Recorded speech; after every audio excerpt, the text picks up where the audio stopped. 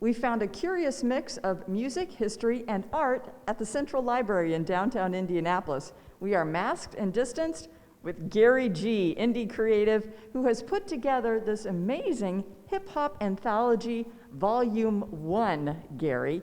Why did you choose hip-hop as the theme for your collective show? I've always grown up inspired by hip-hop music, and I'm pretty much considering myself a hip-hop head.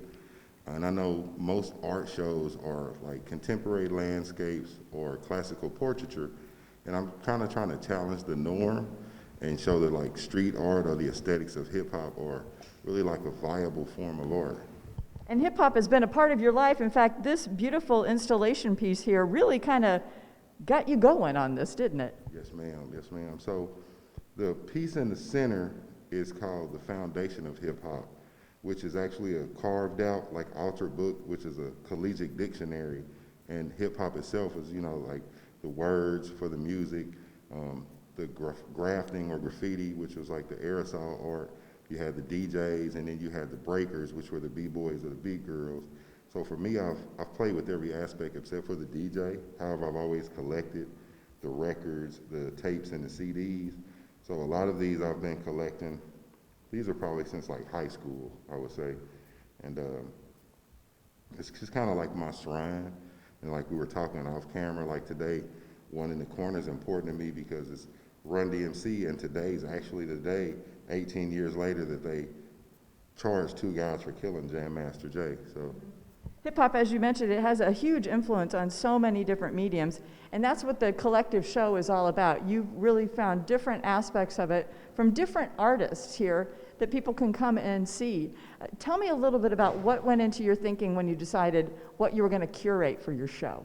So in my mind, hip-hop is like colorful and vibrant, and it's always been kind of like the voice of the underdogs.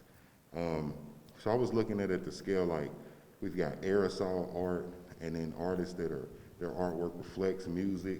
Some of it's probably just like influenced or inspired by the culture itself. Like it may not necessarily say hip hop in its piece, but if someone's familiar with like the music or the culture, they can get that feel. And I know like part of the curation without being known, if you look like a lot of the colors and the hues, they all kind of like blend symmetrically. So it was just great, and including myself, there's 19 artists. Some of them I've worked with, some of them I haven't, but just to curate a collection with like a strong group of artists and several collectives as well are involved in this, it's just a great feeling. Well, you're always giving and they're always sharing with you, which is important. You also have a new piece of art, and because of COVID, there was a lot of empty space here in the library, so the show's not only in the gallery right when you first walk into the library, it's also in the main lobby. Tell me about the piece that's really catching people's eyes. So one of my pieces that's been catching a lot of people's head is called City on My Mind, and it's a 2D piece, but it has a 3D feel, like I was experimenting with some space and depth. So it's like a head, but when the classic 80s, 90s box hairstyle comes up, it becomes a cityscape. So that's one of my pieces that has been catching a lot of people's attention. But we have some other highlighted pieces like Raphael Caro's work, Morning Meditation. It's a 3D skein, and it'll put you like you're in the mind of riding a bus or a subway car. Michi Shakur's work, and then Reese Rowe has a couple of autographed pieces. Like he's done more than one copy, and the way he usually works is he would found a way to get the professional artist to sign it. So he has signed works by like Lil Wayne and Cardi B in here. So it's just like a real amazing mix of people and historical context as far as the craft and the field of hip hop is to me.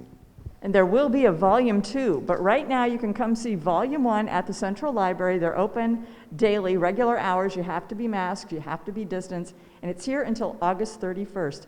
Thank you, Gary. Indy keeps creating and you keep supporting.